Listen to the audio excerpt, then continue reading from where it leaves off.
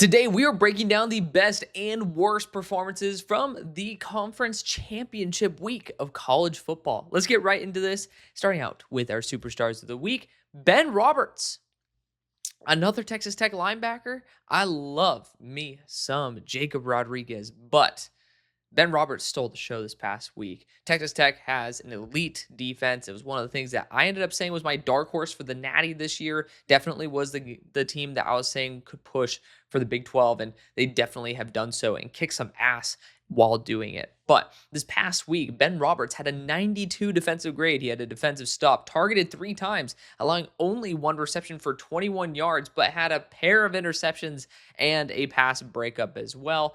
He has extra eligibility. I doubt he comes out because Rodriguez is a little bit more the hot commodity there at that second level for the Red Raiders. But next, we have Nadam Tucker, edge rusher out of Western Michigan.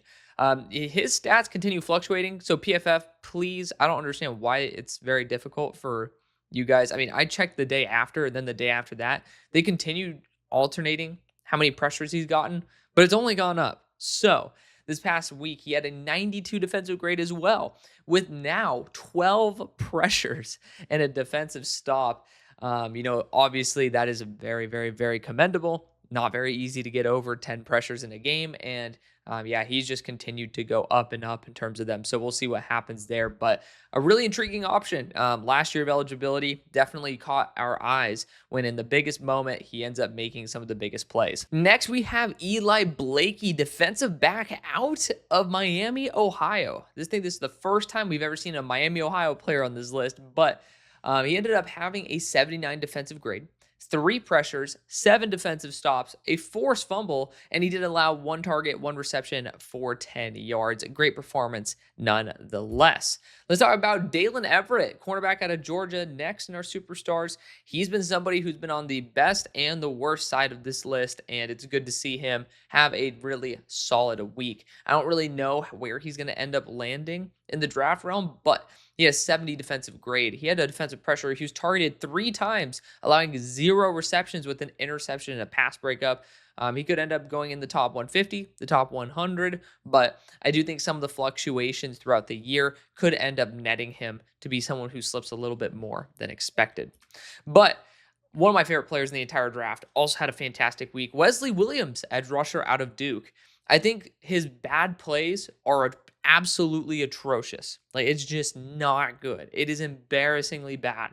But the high-level plays are jaw-droppingly good.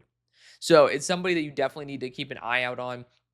I just don't really think people will like him on the level that I do. Maybe he'll end up being a day 2 pick. But he had a 90 defensive grade this past week with 7 pressures and 4 defensive stops. By far the best defensive player on Duke in a very close game. Huge shout out to him. And then Jeremiah Smith, I mean, he does whatever he wants to do. This guy ended up balling out versus arguably one of the best small corners that I have studied in a while, D'Angelo Velcro Pons, who we'll unfortunately be talking about very soon, but he was targeted 9 times and caught 8 receptions for 144 yards, continuing to prove that he is on another level compared to pretty much everybody in the country at the wide receiver position. Let's talk about the rest of the stock up, guys. It's only going to be one group this time. Obviously a lot less games, but we still had some very good performances. Start out with Miles Coleman, the wide receiver from North Texas. He ended up having 8 targets, caught 7 balls for 125 yards and a touchdown. Even though North Texas lost, he was by far their most productive weapon. And so I want to give credit for that a little bit more than maybe I do on an average basis. Talon Carter, defensive interior out of Jacksonville State, is on this list. The last time I had a Jacksonville State player was on the conference championship stock report back last year. And I think it was Terrion Stewart. So, it's good to see him back on the list, but he has 76 defensive grade, 6 pressures, and 5 stops. Huge fan of that. Good performance there. Jericho Washington, cornerback out of Kennesaw State University. I think it's Kennesaw State. Might just be Kennesaw, but 82 defensive grade. Targeted twice, allowing only 0 receptions, and had 3 pass breakups. Amazing performance nonetheless for Jericho Washington Jr. Then we have Jackson Kuwatch, linebacker out of Miami, Ohio. So good to see Miami, Ohio getting a good representation here. He had an 88 defensive grade with 8 defensive stops. Usually for me, 6 is that point where I really need to make sure their name is written down. 8 is incredible. Now, let's go to the next guy, Jalen Buckley, running back from Western Michigan. He had 19 carries for 193 yards and 2 touchdowns. Did have a fumble, which is why he didn't make the superstars list, but he had 5 missed tackles forced, and he had a reception for 2 yards. So grand total, 20 touches, 195 yards, 2 touchdowns, and a fumble. On top of that, we ended up going to Duke on the defensive side, and usually it's Chandler Rivers, but it's Deshaun Stone this past week. 80 defensive grade, a defensive stop, targeted 3 times, allowing 1 reception for 5 yards, and had a pair of pass breakups. Well done there for the Duke defensive back. Another program that is underratedly producing some solid talent, at least at the college level. Then we have Caden Curry, edge rusher out of Ohio State. Got to throw Kenyatta Jackson in there as well. His numbers just didn't compare to some of the other guys who ended up making this list. But Caden Curry, 73 defensive grade, 6 pressures and 4 stops. He did allow a reception for 7 yards. But to me, Caden Curry's not a coverage type of player, so I don't really care too much about that. But in a big game, Indiana barely made it out. They played a damn good game. We're going to highlight 3 of their players in just a second. But Caden Curry definitely was a big reason why it might have been a little bit of a lower scoring match.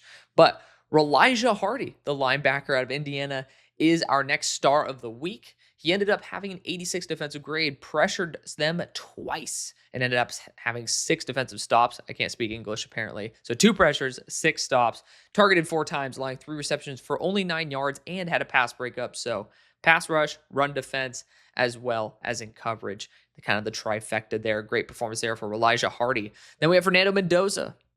You might say that Alex was only 13 points on the board, but I think Fernando Mendoza did a great job. First off, he ended up being clocked early by Caden Curry, and it was like, ooh, this does not look good. Well, he ended up having some damn good resiliency. Threw the ball 23 times, completed 15 of them for 222 yards, a touchdown and interception. You might say, Alex, why the hell is that a stock up? 3 big-time throws, 0 turnover-worthy plays against the best defense in the entire country. Had 2 carries for 7 yards as well. But that's how you win. I mean, that's just how you win.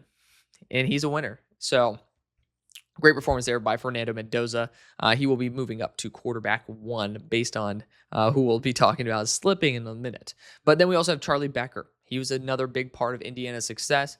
Mendoza ended up finding him quite a few times this past week, targeted 7 times, getting 6 receptions for 126 yards. So huge fan of that. Now let's continue going on. Our dud of the week is Velcro Pons. He went up against the best receiver in the entire country, but at the end of the day, you're going to be doing that every single week in the NFL. So 46 defensive grade, a defensive stop.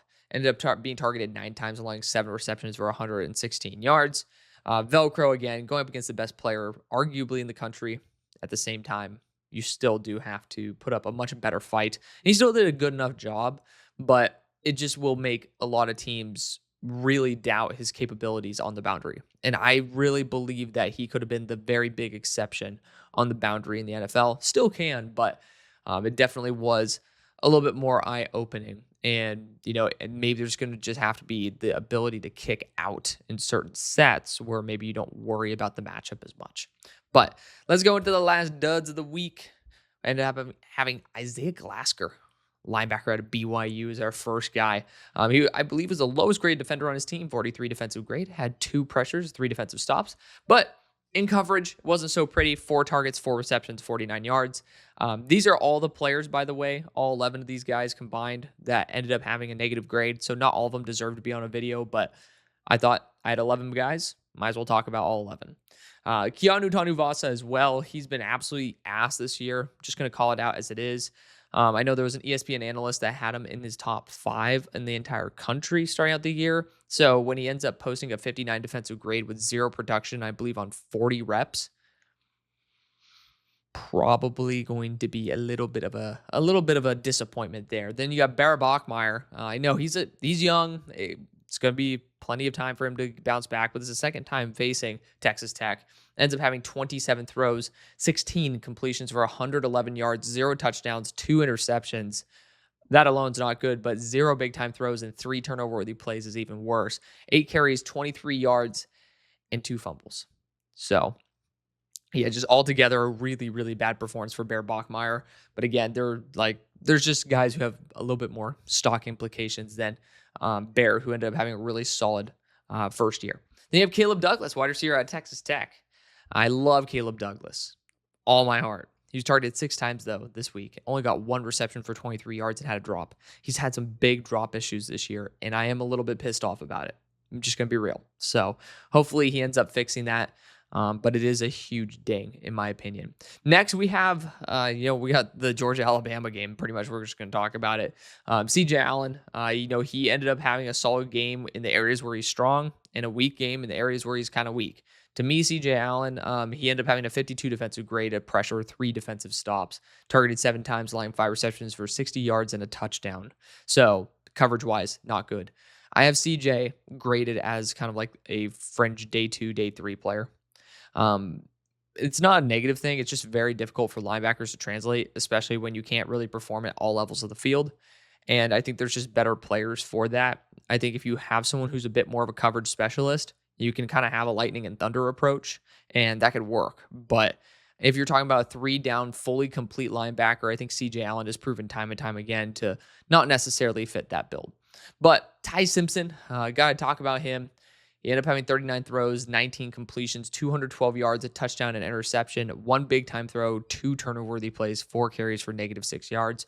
I will say it's good to see Ty not fumbling at the rate that he does, so huge fan of that. We'll see how he bounces back because Alabama's been on a pretty solid streak so far, but, we'll have a chance to see if he can end up stepping up in the biggest moments, right? But Ty Simpson's a good quarterback. I mean, I still believe in him as a top option in this class. I think he's someone who should go in the top half of this draft. I think everybody has bad days. If we want to judge Ty Simpson on his worst day versus Georgia, I think we should be able to judge Fernando Mendoza versus Oregon, even Purdue. He ended up being pretty poor. Then, Dante Moore, respectively. Indiana wasn't a pretty game. Forgetting, there was another one that I wasn't a huge fan of, but all these quarterbacks have bad games. We're just having recency bias with Ty Simpson, which will, melt away, and we're just going to look at the overall body of work, and I think Ty Simpson will be just fine. Then we got just reread that again. Went on autopilot. Isaiah Horton, wide receiver out of Alabama. He was targeted 3 times, got 1 reception for 12 yards and a drop. Horton's been really reliable this year. It's just, not showing up in a big game. Not something that I want to see. Parker Brailsford, I've really liked him, but he's also had some pretty big slip-ups this year. 66 pass blocking grade and 2 pressures allowed. Jermaine Matthews, cornerback out of Ohio State. He had a 50 defensive grade, was targeted 4 times, allowing 4 receptions for 68 yards and a touchdown, including that slot fade to Elijah Surratt. Just simply put, can't really be doing that. Lorenzo Styles got eaten up a couple times, and he at least was in the right spot at the right time.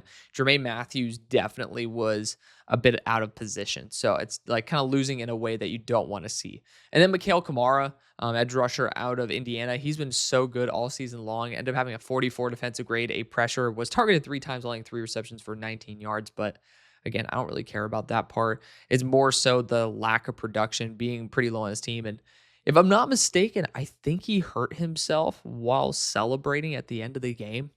One of the defensive linemen did. I think it was like number 8. And if I'm not mistaken, that might be Mikhail, might have been number 6.